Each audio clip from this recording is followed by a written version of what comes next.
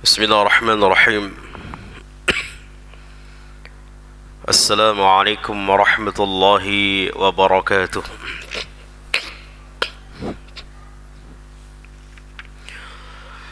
إن الحمد لله نحمده ونستعينه ونستغفره ونعوذ بالله من شرور أنفسنا وسيئات أعمالنا.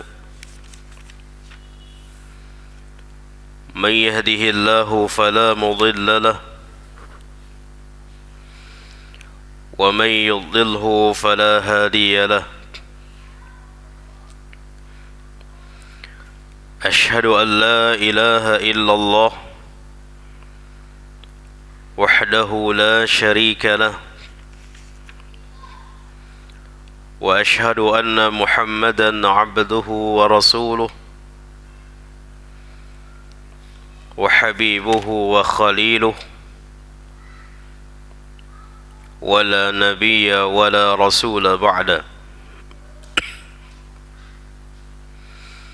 يا أيها الذين آمنوا اتقوا الله حق تقاته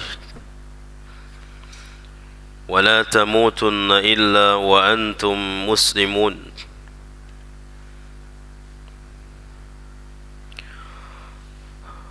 أما بعد فإن أصدق الحديث كتاب الله وخير الهدي هدي محمد صلى الله عليه وسلم وشر الأمور محدثاتها وكل محدثة بدعة وكل بدعة ضلالة وكل ضلالة في النار.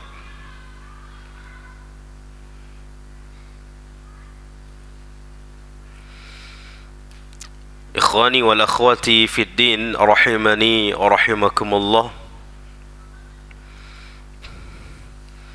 Alhamdulillah, kita bersyukur kepada Allah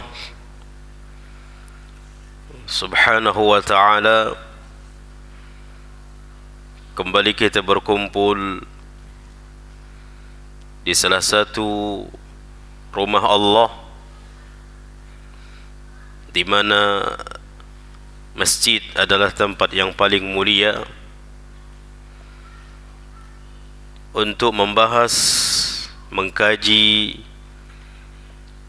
ilmu agama,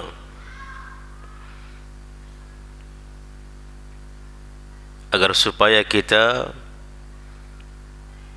tatkala mengerjakan agama itu sesuai dengan tuntunan. Apalagi ini adalah termasuk di pertengahan bulan Sya'ban.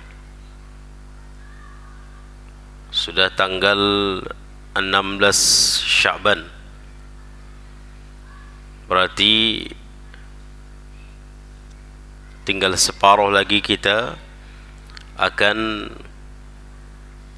semoga Allah Subhanahu wa ta'ala menjumpakan kita dengan bulan Ramadan.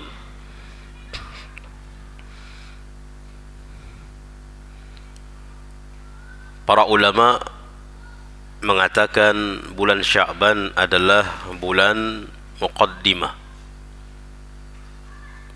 bulan pemanasan. Sebagian ulama mengatakan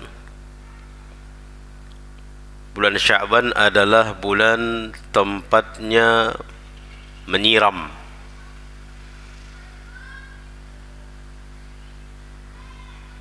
sehingga di bulan Ramadan nanti waktu panen. Makanya untuk mendapatkan hasil yang baik di bulan Ramadan, di bulan Sya'ban inilah latihannya.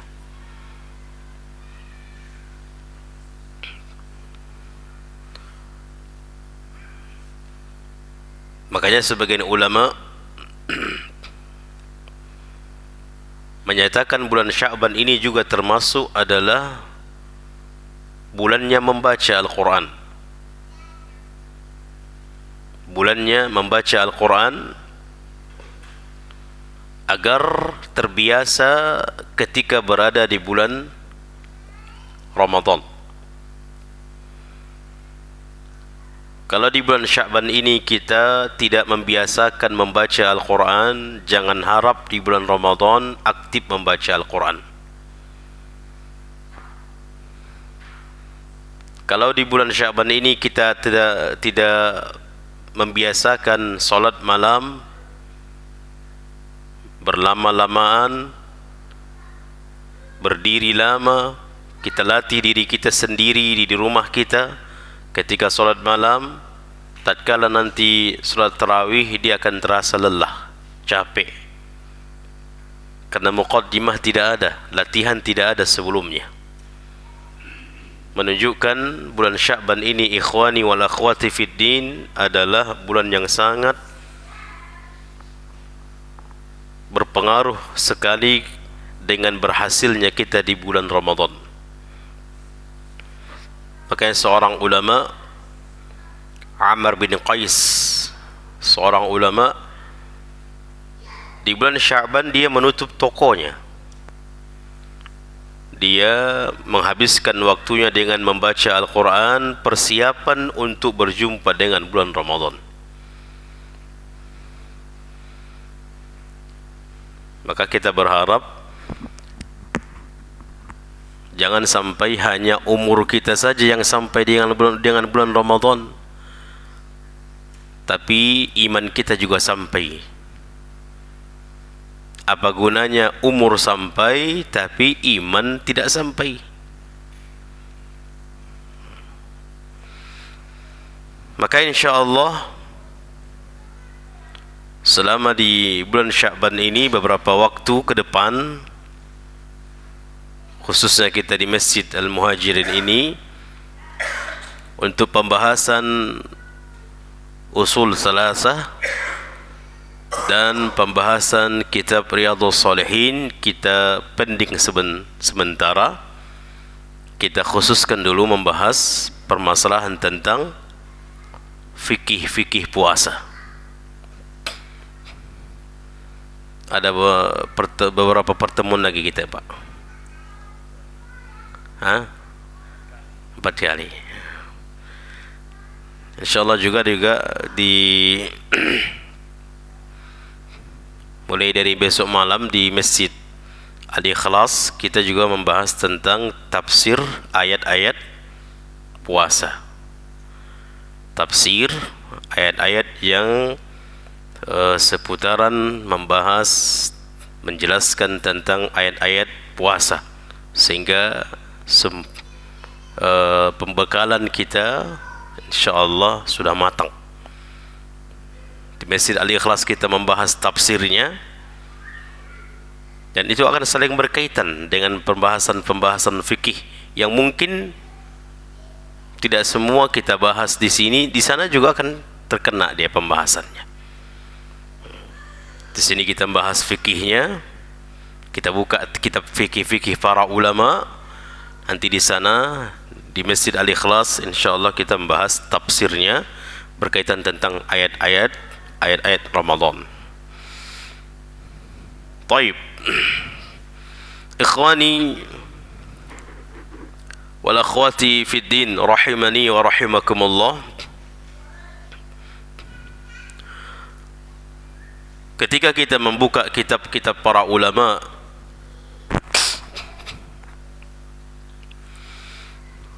mereka sebelum membahas permasalahan-permasalahan fikih di dalam puasa Ramadan, mereka sebelumnya membahas tentang keutamaan Ramadan, fadilah-fadilahnya, agar supaya menjadi motivasi bagi kita, semangat di dalam mengerjakan amal ketika di Ramadan. Apa sih yang kita dapatkan ketika berada di Ramadan? apa janji-janji Allah yang dijelaskan di dalam Al-Quran, dijelaskan di dalam hadis. Apa yang Allah janjikan kepada orang-orang yang menjalankan perintah-perintah Ramadan.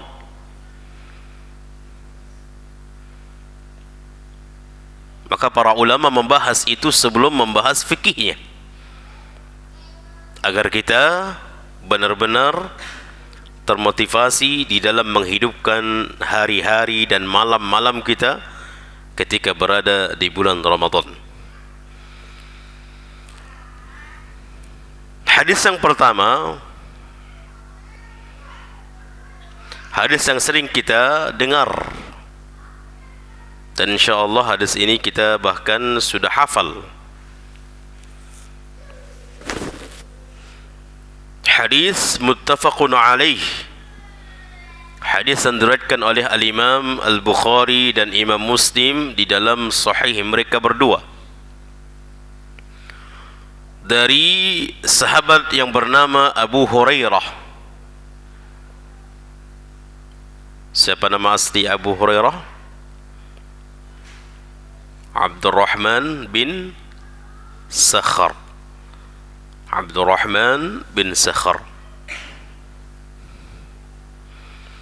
An Abi Hurairah radhiyallahu anhu qala, dari Abu Hurairah Allah telah meridainya, qala, telah berkata, qala Rasulullah sallallahu alaihi wasallam, telah bersabda Rasulullah sallallahu alaihi wasallam, man shama ramadana imanan wahtisaban ghufira lahu ma taqaddama min dhanbih.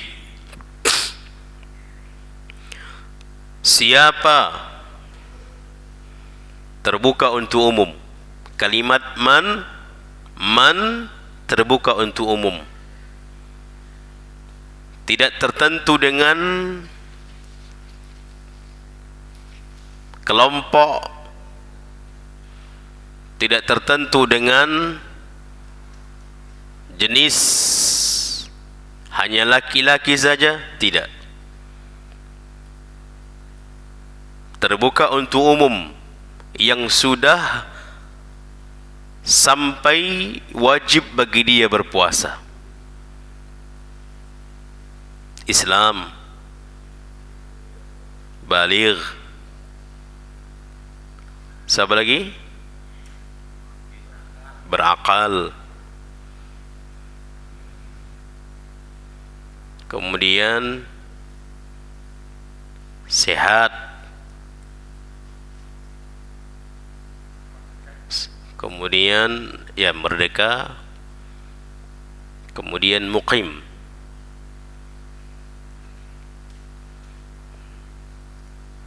Tidak ada uzur bagi mereka kalau sudah sampai syarat-syaratnya. Maka di sini Rasulullah mengatakan man, siapapun, shama ramadana, dia berpuasa Ramadan, imanan wahtisaban, dengan syarat dua. Dan ini merupakan syarat. Yang pertama, dia berpuasa karena iman. Yang kedua, dia berpuasa karena ihtisaban. Apa maksud dia berpuasa karena iman? Sebagian ulama menjelaskan, yang pertama, ketika dia berpuasa, dia meyakini itu adalah kewajiban dia. Kalau dia berpuasa namun tidak meyakini hukum puasa itu wajib bagi dia, bahkan dia menafikan puasa itu bukan wajib umat Islam, maka di samping dari kekufuran kepada dia sudah kufur, yang kedua dia sudah tidak memenuhi syarat. Dia tidak memenuhi syarat. Maka imanan kita meyakini puasa itu wajib. Wahtisaban, kemudian kita berpuasa itu juga mengharapkan balasan dari Allah. Balasan dari Allah semata, bukan balasan dari yang lain. Ini maksud dari ihtisaban, mengharapkan balasan dari Allah. Apa saja balasannya? Banyak sekali.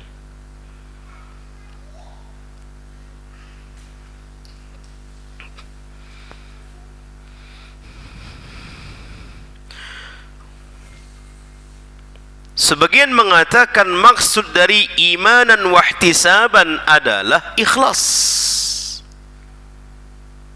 Berarti dia berpuasa itu ikhlas. Berpuasa itu ikhlas karena Allah. Kalau sudah berpuasa itu ikhlas karena Allah, juga termasuk di dalamnya adalah adanya dorongan balasan-balasan dari Allah, ganjaran-ganjaran dari Allah, pahala yang besar yang Allah berikan kepadanya. Itu yang dia harapkan, dan itu juga bagian dari ikhlas.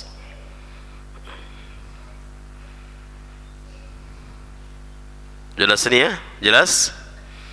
Maka orang yang berpuasa dengan dua syarat yang seperti ini, ghufira lahu ma taqaddama min dzambih, maka diampunilah dibaginya dosa-dosa yang telah lalu. Maka baginya ampunan dosa yang telah lalu kalau dia berpuasa dengan dua syarat ini, imanan wahtisaban. Yang pertama karena iman, yang kedua karena ihtisab.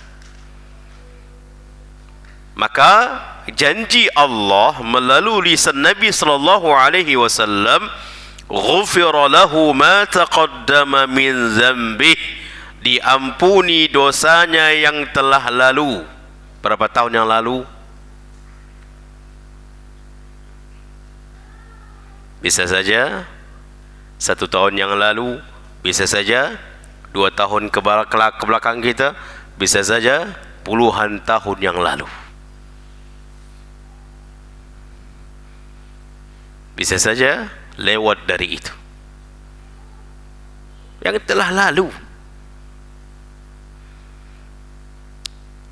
Kalau dia berpuasa dengan syarat tadi, dua syarat.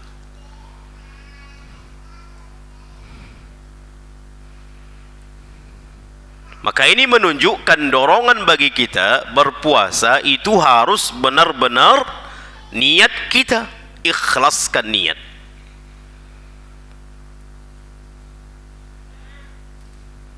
Harus karena Allah. Apalagi puasa itu rahasia. Bisa saja istrinya nggak tahu dia sedang puasa, bisa saja.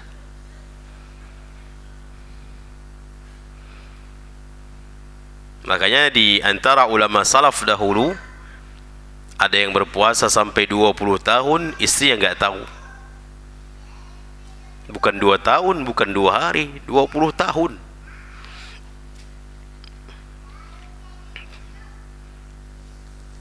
Maka jangan dia nggak cerita-cerita. Sampai kepada istrinya pun dia tidak cerita. Ketika pagi hari istrinya menyiapkan makanan untuk bekal, dia bawa makanan itu, di tengah jalan dia kasihkan ke fakir miskin. Sore dia baru pulang, Dilihat istrinya makanan, oh sudah habis. Padahal diapain? Makanan tadi dikasih ke fakir miskin. Begitu dia pulang bawa tempat makan bontot tadi, oh, udah habis. Istrinya menyiapkan makanan lagi malam hari, dan disitulah dia makan, niatkan dia untuk berbuka. Dan itu terus berjalan sampai puluhan tahun. Kita sikit, Masya Allah. Bang, ambilkan itu bentar bang. Oh dek, puasa dek. Lemas ke. Sering alasan kita puasa dek, puasa dek, puasa dek. Baik. Tadi ikhlaskan karena Allah. Ini hadis yang pertama menjelaskan tentang keutamaan orang berpuasa, diampuni dosanya yang telah lalu, ikhwani. Puluhan tahun kita hidup di permukaan bumi ini, yang terkadang siang malam kita berdosa. Siang malam kita berdosa. Makanya di antara ulama, kenapa disebut dengan bulan Ramadan? Ramadan min Ramadi. Ramadan itu artinya panas, syiddatul harah. Sebagian ulama menjelaskan dinamakan bulan Ramadan adalah bulan menghancurkan dosa, bulan membakar dosa.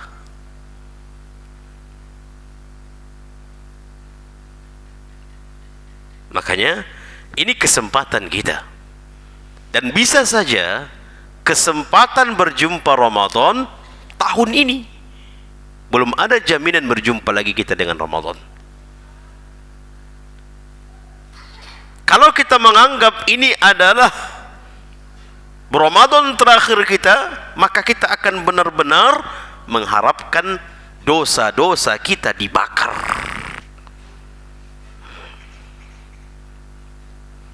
Apalagi kita menyadari kita ini banyak dosa sekali, sangat banyak sekali dosa kita, karena Allah yang menutup dosa-dosa kita.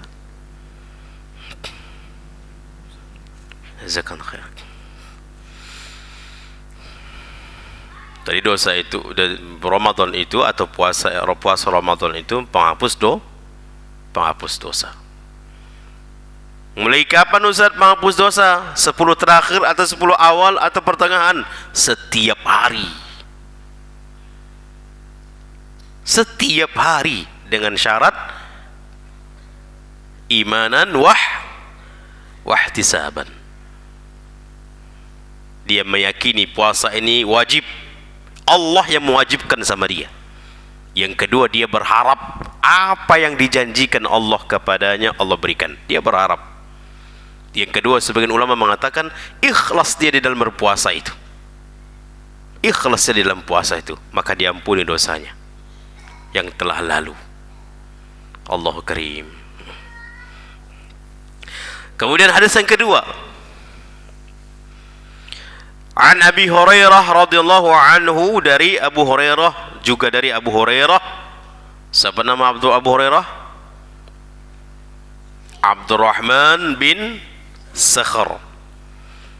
Anna Rasulullah sallallahu alaihi wasallam qala, bahwasanya Rasulullah sallallahu alaihi wasallam bersabda, qala Allah berfirman, Allah berkata.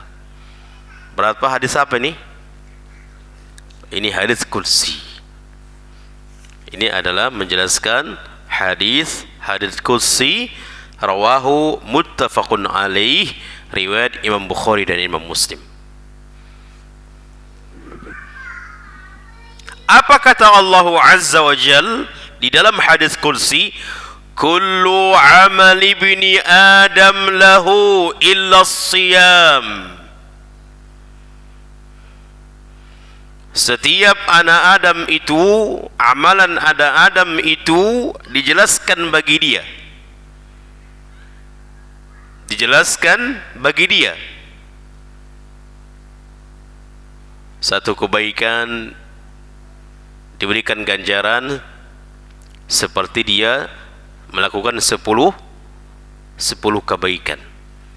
Dilipat gandakan 70 kebaikan. Dilipat gandakan 100, bahkan sampai 700, bahkan berlipat-lipat-lipat.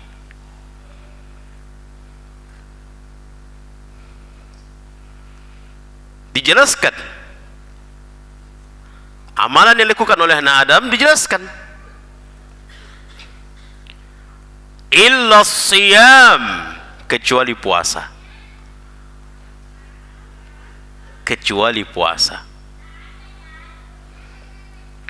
Fa innahu li wa ana ajzi bihi, karena dia itu puasa karenaku. Karena dia itu puasa karenaku.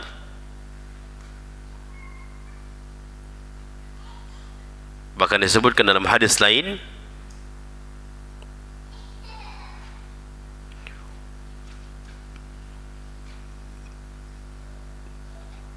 ada Ramadan, puasa Ramadan akan bisa memberikan syafaat kepada orang yang berpuasa. Al-Quran juga akan bisa memberikan syafaat kepada orang yang membacanya. Ketika Ramadan berbicara, puasa Ramadan itu berbicara, ya Allah, di Ramadan aku melarang makan, aku melarangnya minum, aku melarangnya melakukan hubungan dengan yang halal, itu karenamu. Maka di sini, fa innahu li wa ana ajzi bihi, dia melakukan Ramadan itu, puasa itu karena aku, dan aku yang akan langsung membalasnya. Dan balasan dari Allah berlipat, gak dijelaskan.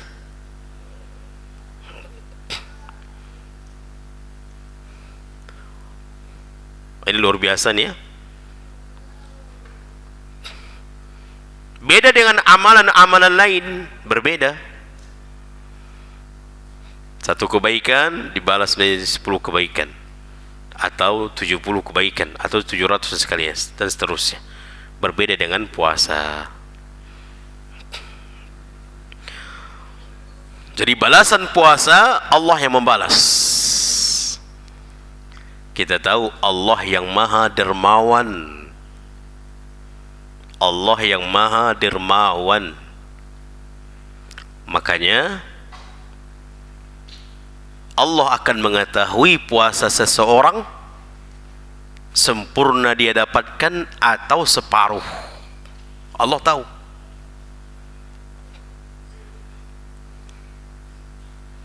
Sempurna atau separuh atau seperempat. Kalau kita misalkan seperti itu.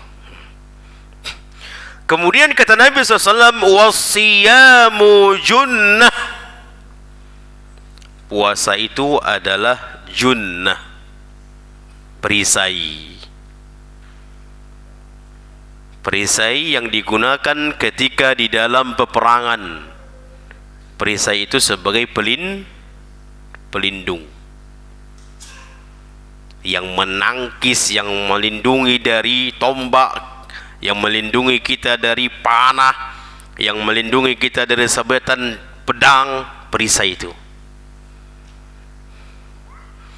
Maka kata Nabi SAW, puasa itu perisai.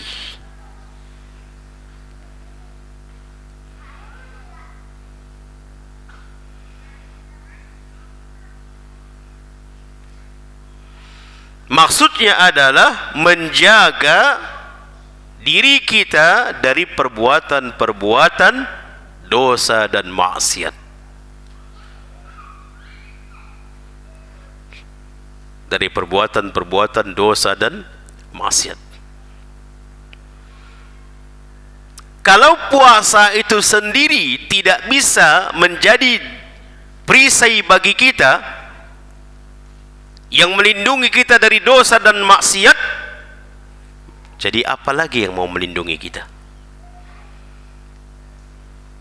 Itu sudah parah benar itu. Padahal Nabi mengatakan puasa itu adalah junnah, perisai. Al-Imam An-Nawawi menjelaskan maksudnya adalah melindungi kita dari dosa-dosa dan maksiat. Wa ma'nahu, maksudnya adalah sesuatu yang menghalangi kita.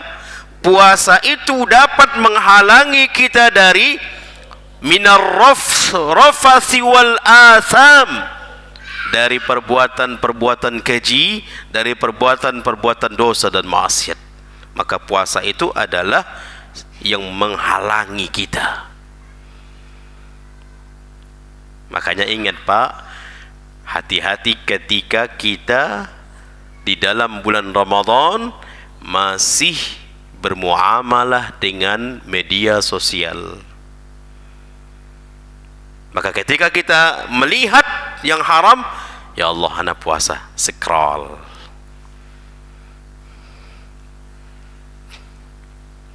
Ada yang melarang, ada yang menghalangi.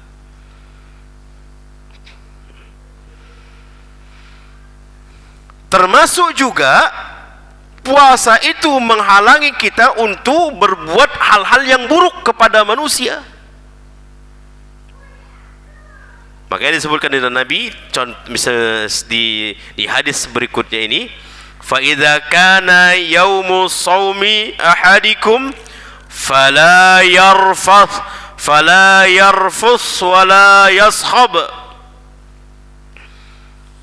Seperti karena puasa itu adalah junnah, perisai kita yang menghalangi kita dari perbuatan-perbuatan buruk. Seperti apa? Fa idza kana yaumu shaumi ahadikum, seperti misalnya seseorang yang puasa di dalam satu hari yang dia sedang berpuasa, fala yarfus wala yaskhab, maka dia tidak boleh berkata-kata yang kotor, yang marah kepada jima. Itu rafas. Rafas itu yang mengarah kepada ucapan-ucapan kotor yang mengarah kepada jima. Makanya Allah mengatakan juga mengambil rafas ini, kalimat rafas ini Allah katakan dalam Al-Quran juga, surah Al-Baqarah, uhilla lakum lailatas siyamir rafathu ila, dihalalkan bagi kalian di malam puasa rafas, melakukan rafas bersama istri kalian. Apa maksud rafas di sini? Di malam Ramadan dihalalkan bagi kalian rafas bersama istri-istri kalian. Maksudnya berhubungan suami istri. Maka di Ramadan, di siang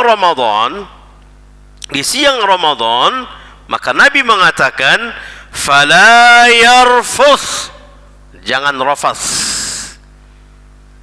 Apa maksud jangan rafas? Dijelaskan di dalam kitab At-Targhib wa Tarhib, kalimat-kalimat, perbuatan-perbuatan yang mengandung mengarah kepada perbuatan jima, maka itu rafas. Maka di Ramadan tinggalkan itu. Ramadan tinggalkan itu.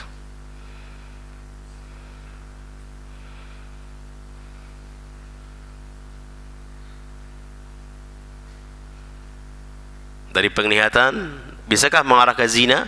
Bisa. Dari pendengaran, bisa. Dari tulisan, chattingan bisa. Maka itu tidak boleh di siang Ramadan. Demikian juga yang kita dari termasuk dalam rafas ini juga adalah melihat film-film yang mengarah ke sana. Maka itu termasuk perbuatan rafas.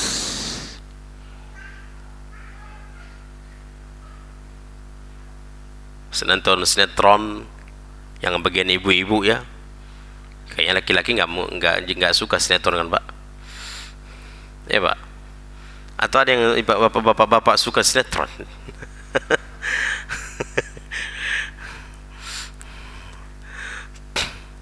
Ibu-ibu sering suka sinetron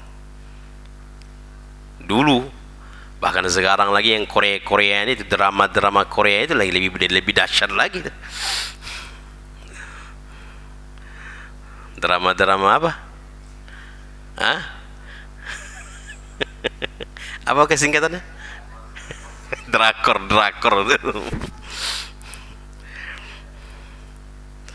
Subhanallah ya. Maka nggak boleh. Maka itu bisa membatalkan pahala puasa. Kenapa? Karena sudah tidak junnah lagi, tidak perisai lagi. Yang tujuannya adalah menghalangi itu. Jadi termasuk wasyamu junnah, puasa itu adalah perisai. Yang pertama maksud perisai adalah menghalangi dari perbuatan dosa dan maksiat. Mencegah, menghalangi. Makanya apa kata Nabi SAW bagi orang yang belum menikah? Ya ma'syarash syabab, wahai para pemuda, man istata'a minkumul ba'ah falyatazawwaj. Siapa yang sudah sanggup maka menikah. Adapun yang tidak sanggup maka disuruh Nabi berpuasa. Disuruh Nabi berpuasa.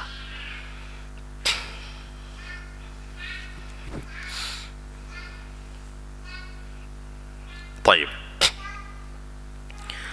Termasuk juga dikatakan, dijelaskan bahwa puasa itu perisai. Puasa itu juga perisai. Maksudnya adalah, yang kedua, maksudnya adalah puasa itu menghalangi kita dari neraka. Puasa Ramadan itu atau puasa lainnya dapat menghalangi kita dari masuknya ke neraka.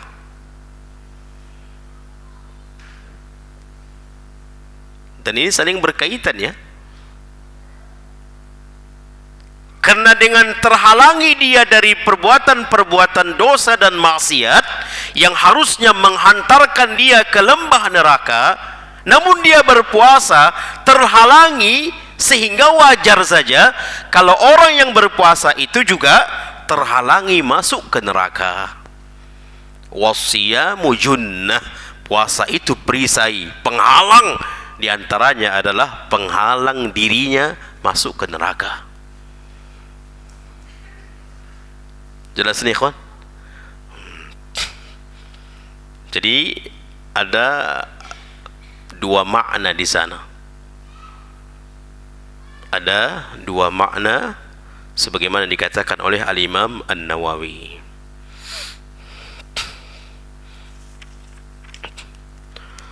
Wala yajha wala yaskhab, dia tidak berbuat hal-hal yang tidak berucap, tidak berbuat hal-hal yang mengundang syahwat sampai kepada berhubungan suami istri. Atau wala yaskhab, tidak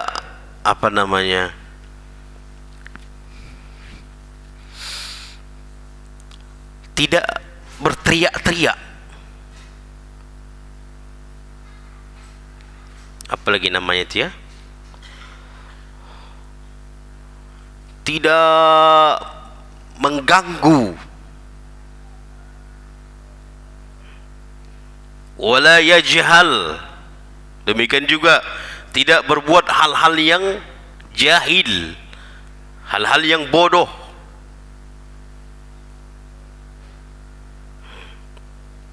Dia tidak melakukan itu. Jadi benar-benar sampai fa in syatamahu ahadun aw qatalahu falyaqul inni shaim, sampai dia menahan ini semuanya. Kalau ada orang mengejek dia, mencela dia, dia mengatakan ana shaim, saya berpuasa. Inni shaim, saya berpuasa. Ada yang mencela dia, ada yang mengejek dia, saya berpuasa. Dia enggak membalas dengan celaan, karena itu termasuk yaskhab, yajhal. Dia tidak berbuat dosa, dia tidak berbuat kejahilan, dia tidak berbuat kebodohan, tidak mengganggu orang, tidak membuat berisik sama orang. Di bulan Ramadan itu, jadi benar-benar dia menahan dosanya dengan Allah dan juga menahan dosanya dengan makhluk manusia.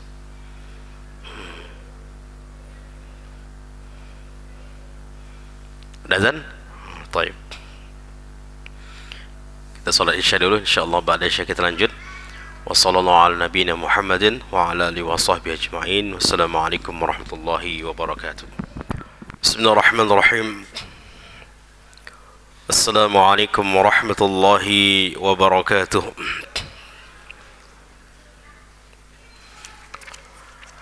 Alhamdulillahi rabbil alamin,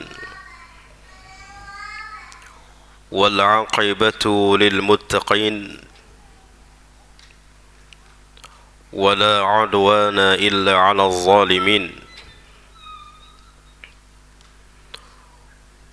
Wassalatu wassalamu ala ashrafil anbiya'i wal mursalin wa ala alihi wa ashabihi ajma'in. Ikhwani wal akhwati fid din, rahimani rahimakumullah.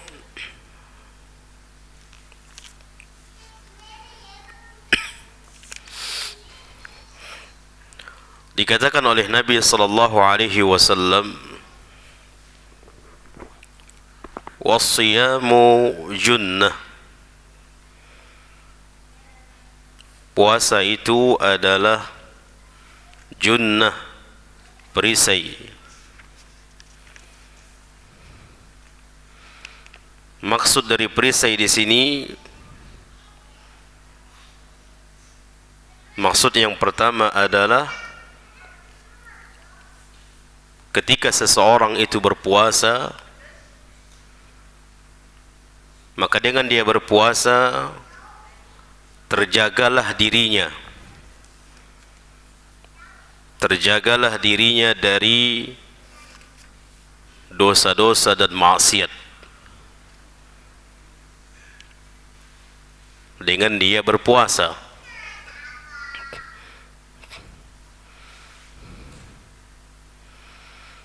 terhalangi dirinya di dalam melakukan dosa dan maksiat,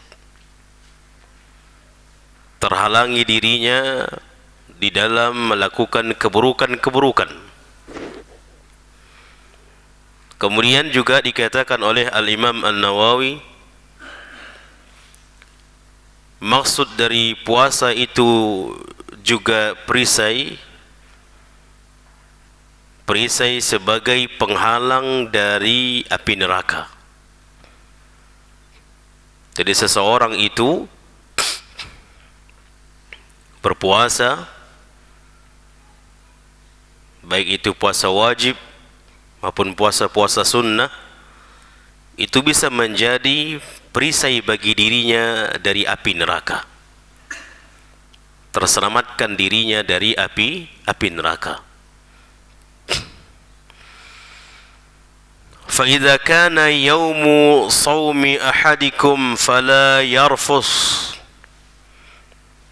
Ini diantara contohnya bahwa puasa itu dapat menghalangi seseorang dari perbuatan buruk. Fala yarfus, dia tidak mengucapkan, dia tidak berbuat, dia tidak melihat, dia tidak mendengar dari perkara-perkara yang haram yang mengantarkan kepada zina. Makanya ikhwani wal akhwati fid din, kita benar-benar menjaga nilai kualitas pahala puasa kita. Jangan seperti puasanya orang-orang awam yang hanya fokus menjaga pembatal-pembatal puasa saja, tidak peduli dengan pembatal-pembatal pahala puasa. Makanya Nabi SAW mengatakan, "Man lam yada' qawla az-zur wal 'amal bih, falaysa lillahi hajah fi an yada' ta'amahu wa syarabahu."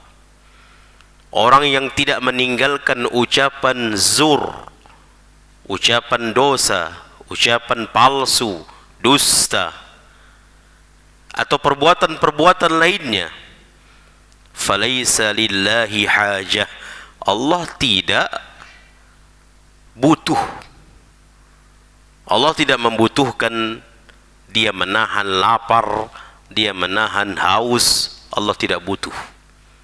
Menunjukkan Allah tidak berikan ganjaran, Allah tidak berikan ganjaran pahala. Makanya kata Nabi SAW dalam hadis lain, "Rubba sa'imin," berapa banyak orang yang puasa hanya mendapatkan haus dan lapar saja, hanya mendapatkan capek lelah di dalam menahan haus dan lapar saja. Adapun ganjaran dari Allah nol, nihil, sifr. Kenapa? Karena dia tidak menjaga hal-hal yang buruk, hal-hal yang dosa. Seperti ini, فَإِذَا كَانَ يَوْمُ صَوْمِ أَحَدِكُمْ فَلَا يَرْفُثْ. Kalau di antara seseorang yang berada di hari-hari puasa, di siang puasa, fala yarfus, maka jangan melihat, jangan berbicara, jangan berbuat, jangan mendengar yang menghantarkan hal-hal jima', hal-hal yang haram.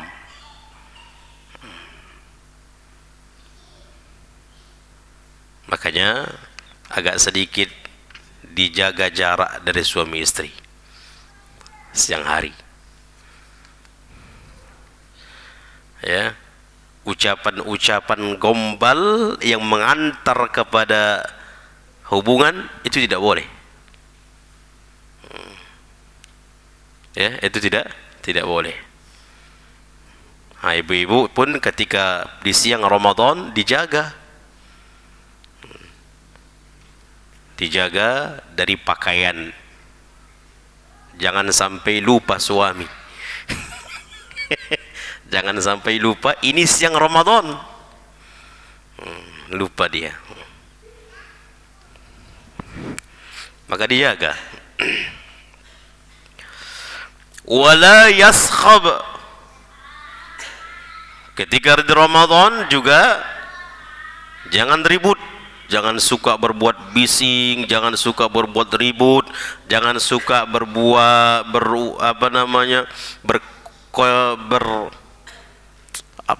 suara-suara tinggi itu,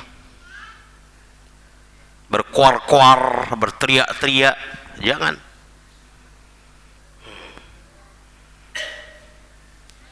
Jangan. Nabi melarang, wala yaskhab. Orang yang puasa di siang hari, sedang puasa, wala yaskhab, jangan membuat kebisingan, keributan, berisik, jangan berkoar-koar, jangan berteriak-teriak.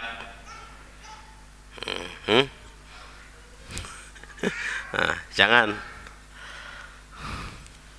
Bahkan fa in sabbahu ahadun aw qatalahu falyaqul inni shaim.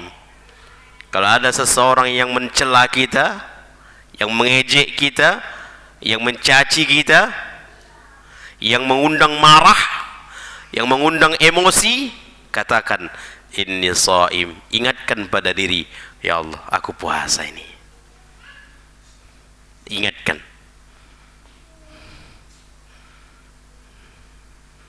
Jadi ini bisa juga kita buat di keluarga kita. Ketika sesuatu yang mengangkat marah, misalnya suami atau istri, ketika suami ingin marah, datang istrinya, "Mas, puasa mas." "Oh iya, puasa." Ketika istri demikian juga, "Begini abang, begini gini." "Dek, puasa." "Oh iya, puasa." Diingatkan.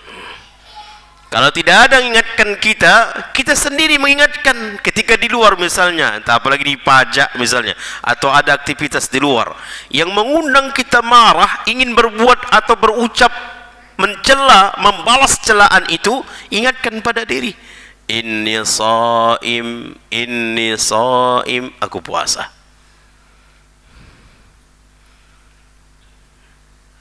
Kalau kita ingatkan diri kita mengatakan inni shaim, aku puasa, insyaallah itu redam. Insyaallah itu redam. Makanya dari itulah dikatakan maksud dalam hadis ini adalah puasa itu perisai.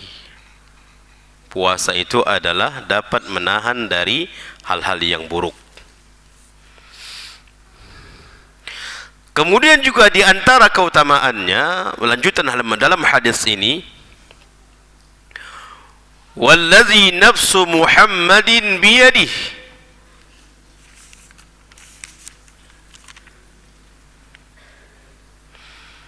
la khulufu famis shaim atyab 'inda Allahi yaumal qiyamah." Kata Nabi SAW, demi jiwaku berada di genggamannya Allah. Demi jiwaku, kata Rasul, demi jiwa si Muhammad. Wallazi nafsu Muhammadin biyadih. Demi jiwa si Muhammad, demi jiwaku, kata Rasul, biyadih, berada di dalam genggamannya. La khulufu famis shaim atyab 'inda Allah min rihil misk.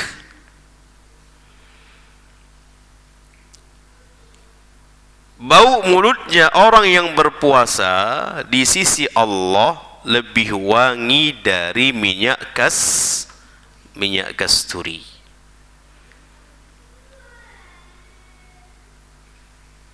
Ini keutamaan besar. Namun ini indallah, di sisi Allah. Di sisi Allah, bukan di sisi manusia.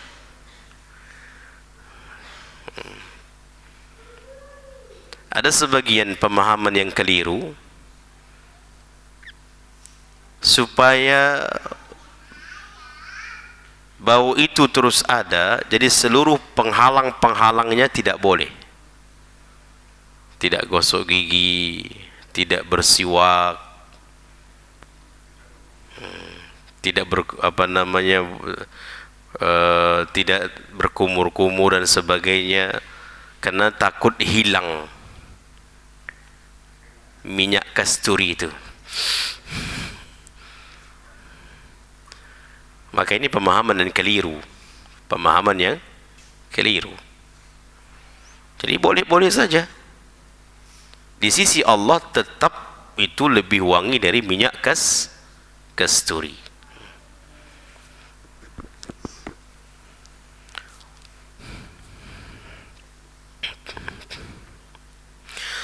Kemudian kata Nabi SAW, lis-saim farhatan yafrahuhuma. Bagi orang yang berpuasa itu ada dua kebahagiaan. Ada dua kebahagiaan.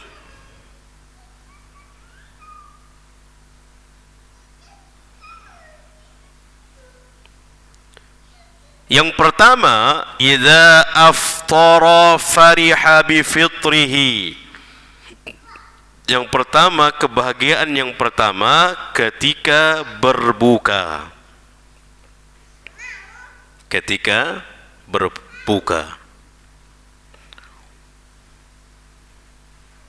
Makanya ini Idul Fitri artinya apa? Kembali berbuka.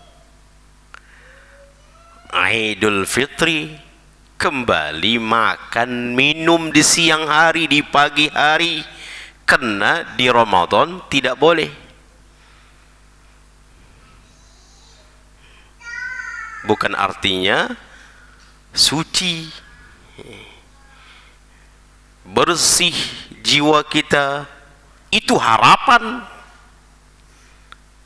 Setelah Ramadan dosa-dosa kita terbakar, diampuni, sehingga kita ketika habis Ramadan kita menjadi jiwa yang bersih. Itu harapan, bukan maksud Idul Fitri. Idul Fitri artinya kembali makan minum.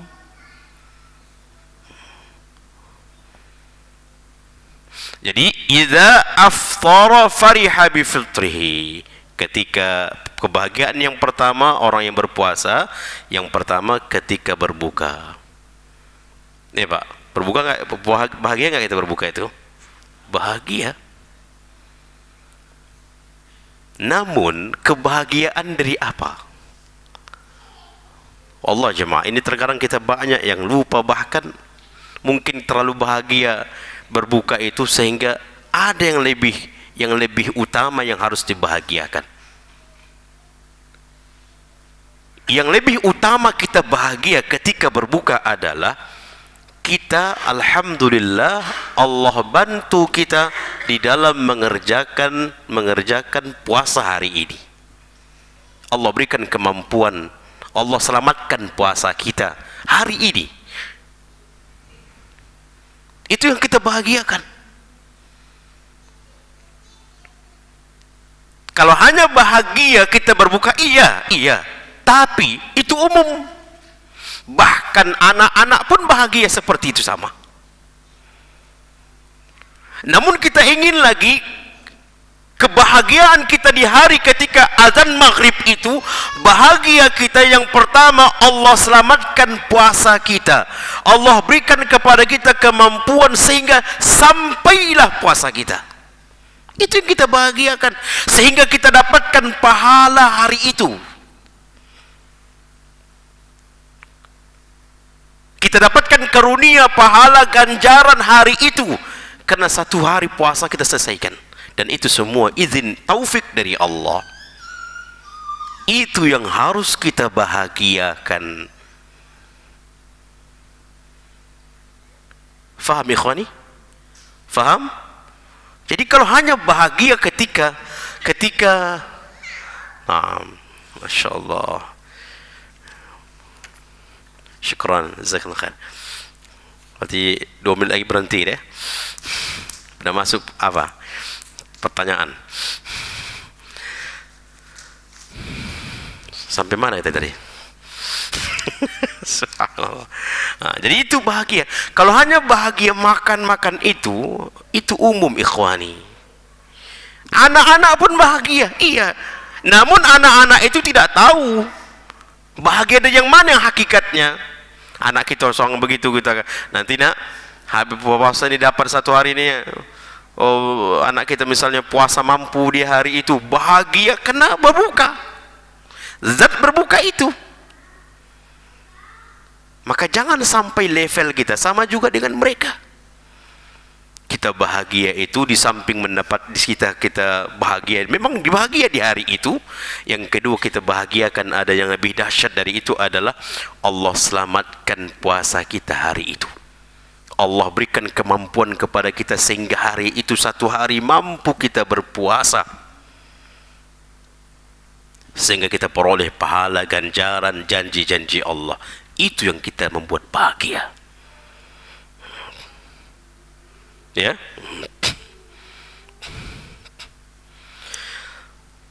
Ini kebahagiaan yang pertama. Kebahagiaan yang kedua, wa idza laqiya rabbahu fariha bi shaumihi.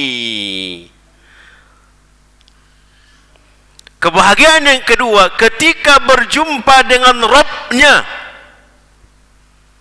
fariha bi shaumihi, dia bahagia dengan puasanya. Kenapa? Dia bahagia karena banyaknya pahala puasa. Apalagi pahala puasa itu disembunyikan, Allah yang memberi. Allah yang memberi pahala orang yang berpuasa. Maka orang yang berpuasa itu nanti di hari kiamat ketika berjumpa dengan Rabb-nya bahagia, karena dia mendapatkan pahala yang begitu banyak sekali, dan itu berasal dari puasa kita. Dan itu berasal dari puasa kita. Sehingga itulah orang-orang berpuasa nanti di hari kiamat bahagia ketika berjumpa dengan Rabb-nya. Dia mendapatkan pahala itu, pahala puasa itu luar biasa besarnya, luasnya, banyaknya. Ini menunjukkan kita benar-benar puasa. Benar-benar kita menjaga pahala kualitas kita itu, yang nanti di hari kiamat Allah nampakkan pahala puasa itu, yang itulah membuat kita bahagia dari orang-orang yang tidak berpuasa di Ramadan itu. Bagaimana mereka akan berbahagia? Di Ramadan mereka tidak peduli.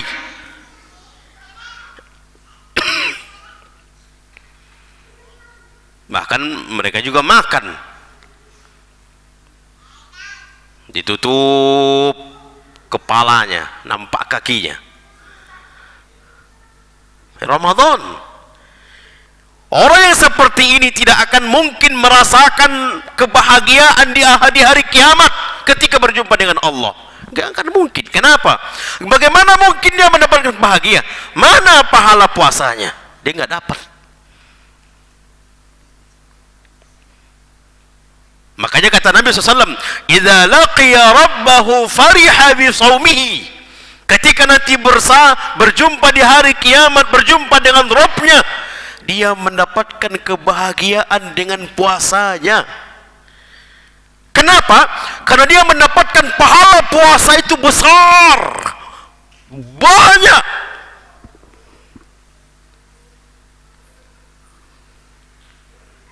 Karena pahala puasa itu disembunyikan oleh Allah, tidak diberitahu oleh Allah.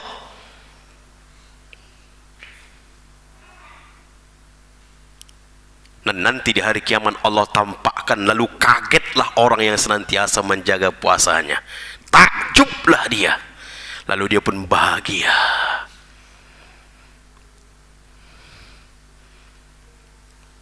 Faham maksudnya, kawan? Jadi betul, makanya karena Allah merahasiakan bentuk dari pahala puasa ini, maka kita benar-benar menjaganya. Seluruh yang merusak pahala puasa, hilangkan, tinggalkan. Makanya kalau kita lihat para ulama salaf dahulu, ketika di Ramadan mereka lebih banyak di rumah mereka. Kita diajak pula sama istri. Apa Pak namanya jalan-jalan sore itu? Itulah dia. Ayo Mas, cari bukaan. Terkadang orang yang manusia yang keluar itu rame dan mereka tidak peduli dengan hukum-hukum. Masih banyak wanita-wanita yang buka aurat. Masih banyak wanita-wanita di sore itu baru mandi, baru keluar, berpenampilan indah. Lalu 1 jam lagi kita membatalkan pahala puasa kita. 30 menit lagi kita membatalkan pahala puasa kita. Maka dahulu para ulama, banyak mereka berdiam diri di rumah menjaga kualitas pahala itu. Mereka hanya baca Quran, baca Quran, baca Quran, baca Quran. Imam Malik menutup buku-buku hadisnya, fokus baca Quran, baca Quran. Imam Syafi'i sampai 60 juz, 60 kali hafal Quran, 60 kali khatam Quran. Siang hari khatam, malam hari khatam. Imam Bukhari 30-an lebih dan sebagainya. Subhanallah, fokus mereka.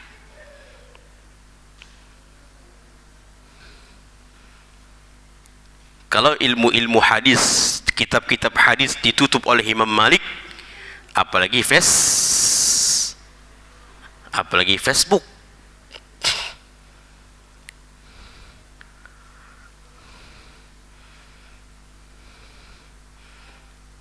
Semakin ingin habis Ramadan, semakin mereka memaksimalkan, berusaha. Kita semakin kendur semangatnya. Ditambah lagi orang-orang kafir buat sel-sel apa? Ya kan? Sel atau sal?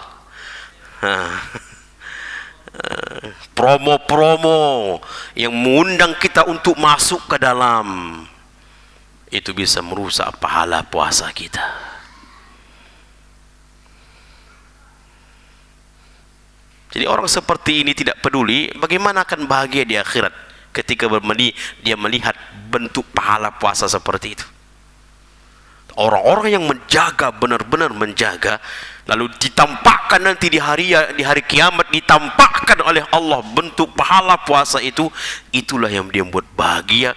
Bahagia dahulu dia menahan pahala puasa itu. Dan itu hanya di hari kiamat dinampakkan semua bentuk pahala-pahala kita itu ada di hari kiamat. Di dunia ini nggak nampak. Pahala sedekah itu di hari kiamat dinampakkan baru. Makanya orang-orang tidak beriman, orang-orang tidak beriman, dia nggak peduli itu. Makanya ketika dinampakkan nanti di hari kiamat, nggak ada kebaikan sama dia. Nggak ada pahala puasanya, nggak ada pahala sedekahnya, nggak ada pahala zakat fitrahnya, nggak ada pahala. Subhanallah. Faham ikhwan? Kemudian terakhir, di antara keutamaan orang berpuasa adalah kata Nabi SAW, "Ma min 'abdin yasumu yawman fi sabilillahi ta'ala fi sabilillah illa ba'adallahu bizalikal yawm wajhahu 'anil nar 70 kharifan." Tidak ada seorang hamba berpuasa, baik hamba laki-laki maupun hamba perempuan, tidaklah dia berpuasa 1 hari fi sabilillah, karena Allah. Ini keikhlasan ya, ini keikhlasan. Karena Allah, dia berpuasa 1 hari itu karena Allah, kecuali Allah berikan dia keutamaan, ba'adallahu bizalikal yawm wajhahu mi'anin nar. Allah jauhkan 1 hari ya, 1 hari. 1 hari dia berpuasa karena Allah ikhlas, maka apa ganjarannya? Allah jauhkan dia dengan puasa 1 hari itu, Allah jauhkan dia dari api neraka 70 kharifan, 70 sejauh 70 perjalanan. Apa namanya? 70 tahun perjalanan. 70 tahun perjalanan. Sejauh mana itu Pak? 70 tahun perjalanan sampai mana itu? 70 tahun perjalanan. Jarak jauhnya itu Jarak jauh yang dijauhkan dari api neraka, sejauh jaraknya 70 tahun perjalanan, menempuh perjalanan. Segitulah dijauhkan dirinya dari api neraka. Itu satu hari. Bagaimana dengan 29 hari atau 1 bulan? Jauh. Kalau dia puasa karena Allah,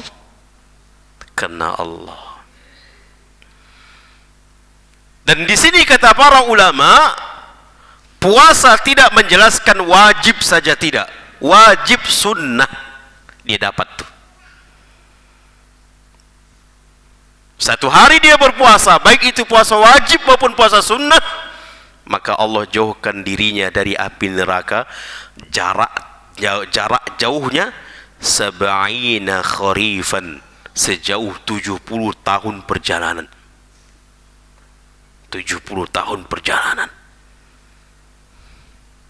Itu satu hari. Namun kalau dia benar-benar menjaga puasanya dari hal-hal yang membatalkan pahala puasa, menjaga niatnya karena Allah, menjaga dirinya dari tidak berbuat dosa dan maksiat buruk kepada Allah maupun kepada makhluk manusia, maka dia mendapatkan hal itu. Baik. Di sini ada masuk 3 pertanyaan. Kayaknya sudah cukup mewakili ini ya.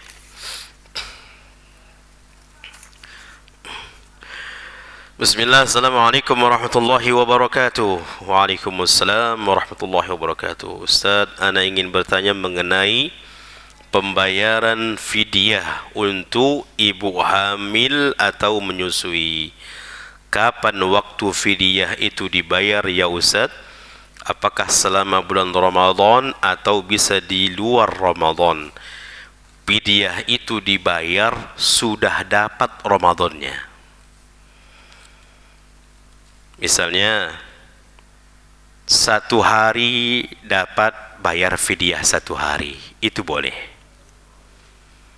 Kalau ingin membayar ke 30 harinya, habiskan dulu Ramadan baru bayar fidyahnya. Boleh enggak Ustaz, kita baru Ramadan pertama, kita bayar fidyah kita 30, 29 akan datang? Tak boleh. Karena belum dapat Ramadannya. Faham? Jadi boleh satu hari boleh.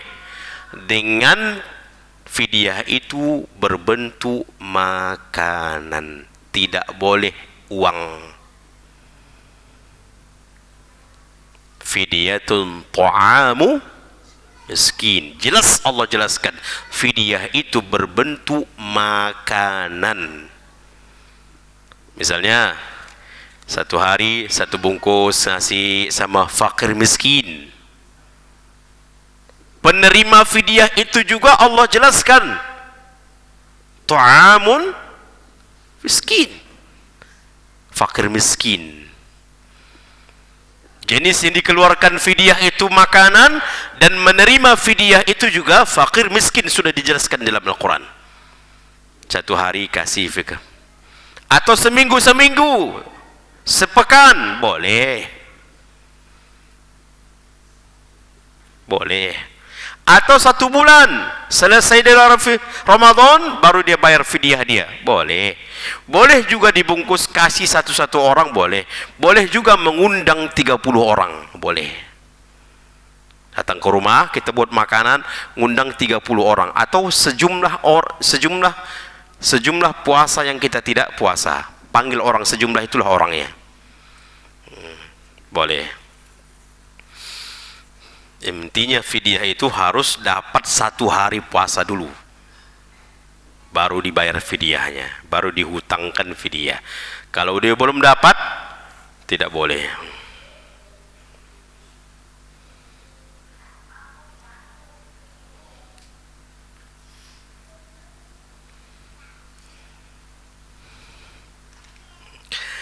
Baik, Ustaz, bagaimana jika kita berteriak, berkuar-kuar di bulan puasa, sedangkan hal itu dapat mengurangi, membatalkan puasa ketika dilakukan oleh seseorang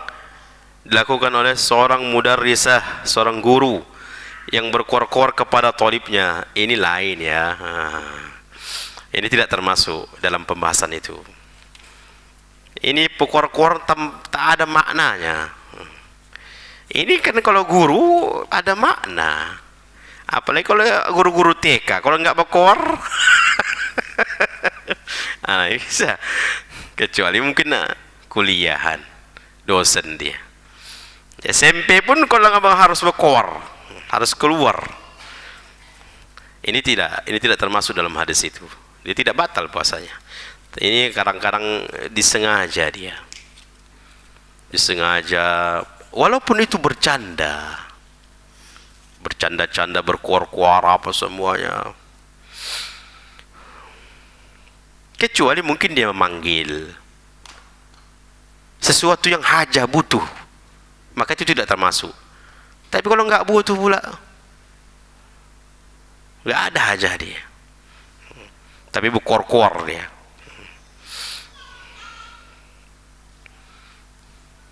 Ya.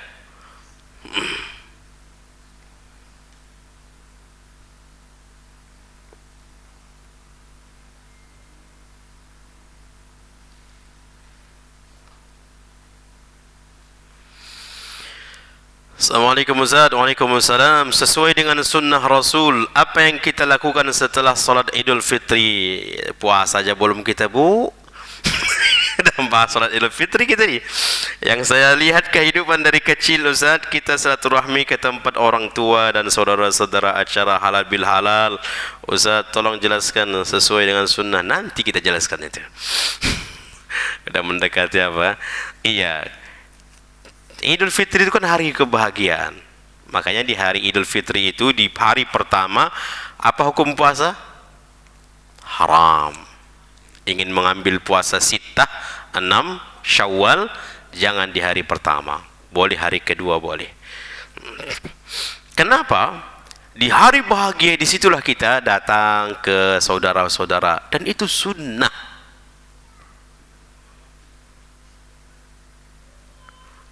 Bahagia kita di situ. Di antara kebahagiaan kita adalah bawa makanan ke saudara-saudara karib-karib kita, menampakkan kebahagiaan di hari itu, sunnah.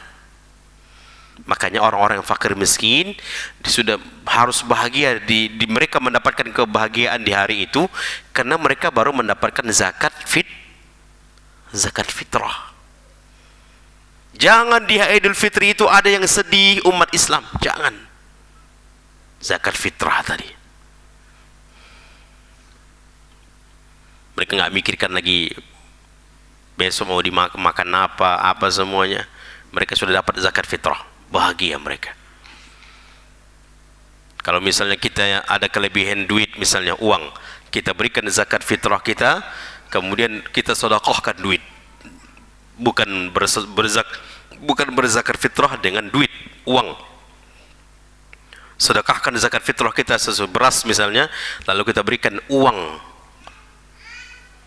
sehingga sempurna kebahagiaan mereka. Terkadang mereka banyak beras, iya bahagia, tapi mereka juga pingin makan ini, beli ini, maka di situ kita masukkan uang, kita berikan sebagian uang. Itu luar biasa. Jadi ziarah, kemana-mana kita ziarah, maka itu disunnahkan kita menampakkan. Di antaranya ada dengan kita ziarah-ziarah ke mana, ke tempat ini, ke tempat ke abang kita atau yang kerabat kita. Baik, insyaallah nanti kita bahas mungkin kapan Allah takdirkan kita sunnah-sunnah yang disunnahkan, yang dijelaskan oleh Rasul ketika beridul fitri. Taib, ini saja Bapak-bapak, nggak ada pertanyaan kan? Oh ada, satu. Oh. Fadhal Pak. Waalaikumsalam warahmatullahi wabarakatuh.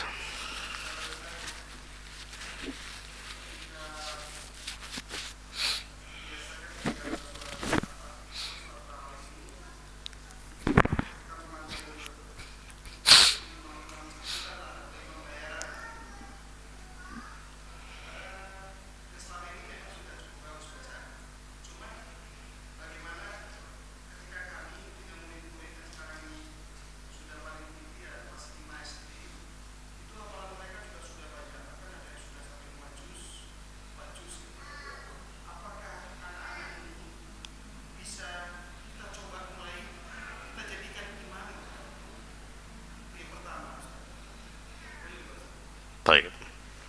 Yang kedua,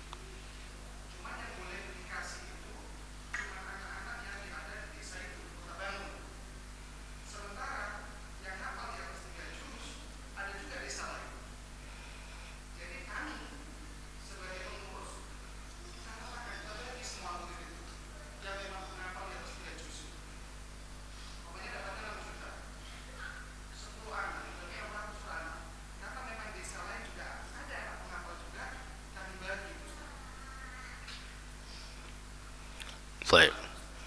Baik. Yang pertama, pertanyaan yang pertama berkaitan tentang imam.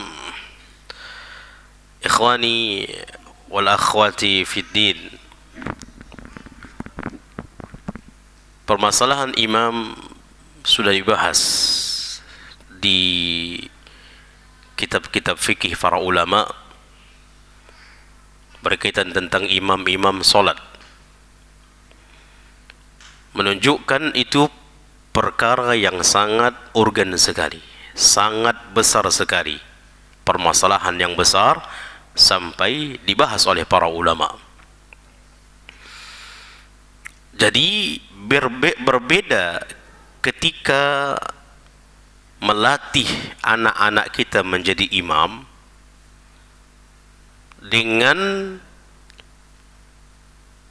langsung kita latihan sebagai praktek, namun belum ilmu yang kita masukkan, kita ajarkan kepada mereka.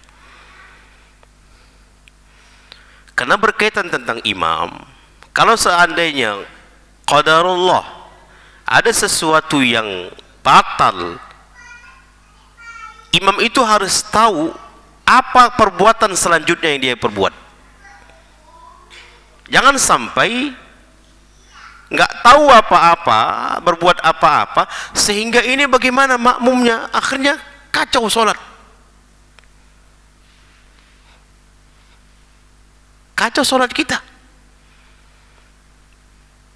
Maka harus juga tahu fikihnya imam. Kalau sudah dia sampai memimpin makmum,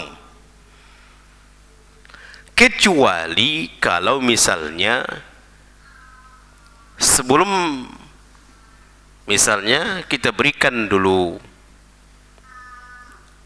gambar, kita berikan dulu pelatihan termasuk di dalamnya ilmu-ilmu, ya, ilmu-ilmu. Karena bukan hanya sebatas banyak hafalan, tapi juga harus dia faham. Juga dia harus faham fikihnya imam.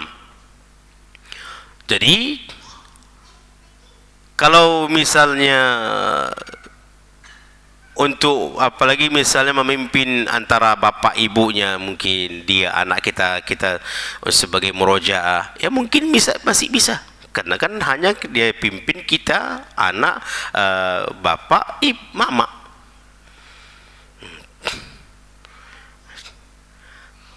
Kalau untuk memimpin apalagi khalayak rame orang, jadi kalau ingin membuat seperti itu, terlebih dahulu adanya ilmu-ilmu tentang imam dijelaskan kepada, itu pun dipilih yang sudah betul-betul agak sedikit bisa memahami. Jangan masih main-main dia, masih main-main dia dalam solat, jangan. Jadi betul-betul cari yang betul-betul agak-agak hafalannya pun misalnya ada, tapi dia bisa ada serius, bisa, itu bisa saja. Tidak semua bisa ya, tidak semua bisa. Itu pun kita harus jelaskan, buat pelatihan terlebih dahulu guru-gurunya. Anak-anak ini pilih mana yang cocok menjadi imam, kita pilih. Kemudian orang yang terpilih ini dijelaskan di sini, ustadznya yang mengajar atau ustazahnya yang menjelaskan ini hal-hal yang harus diketahui oleh imam. Itu boleh, itu boleh. Sehingga ketika nanti terjadi sesuatu, dia tidak bingung, dia tidak bingung. Baik. Kemudian yang kedua, Allahu a'lam, sebatas ilmu kami, sesuatu yang sudah menjadi hak orang lain, jangan kita beri sama orang lain. Dan itu bisa diberitahukan kembali kepada kepengurusan apa tadi? Basnas tadi kan? Basnas tadi. Bagaimana kalau seandainya kita buat seperti ini Pak, begini, anak kita begini di sana banyak, bagaimana guru sekian, kalau bagaimana kalau untuk guru kita bagi zakatnya. Kalau bisa ada komunikasi. Sesuatu yang sudah menjadi hak orang lain, maka tidak boleh dibagikan kepada orang lain. Ya, tidak boleh dibagikan kepada orang lain. Maka butuh penjelasan dari pihak Basnas tadi, yang bertanggung jawab dalam hal itu. Kembali dijelaskan, bagaimana kalau Pak pendapat kami begini kita sebagaimana Bapak jelaskan tadi, apa tanggapan mereka? Itu butuh kembali dijelaskan kepada mereka. Adapun kalau kita sudah nama-nama yang sudah mendapatkan hak milik dari yang sudah ditakdirkan oleh Allah, dari pemerintah dapat namanya, gurunya ini, maka kalau bisa sebelum kita membaginya, komunikasikan terlebih dahulu kepada yang berpihak. Itu yang setahu ana, yang bisa ana jawab. Baik, kayaknya udah 9 lewat nih. Kita cukupkan saja. Semoga apa yang kita pelajari hari ini bermanfaat, terkhusus kepada kami sendiri pribadi. Kemudian kita tutup dengan doa kafaratul majlis. Subhanakallahumma wa bihamdika asyhadu an la ilaha illa anta astaghfiruka wa atubu ilaik. Akhiru da'wana alhamdulillahi rabbil alamin. Wassalamualaikum warahmatullahi wabarakatuh.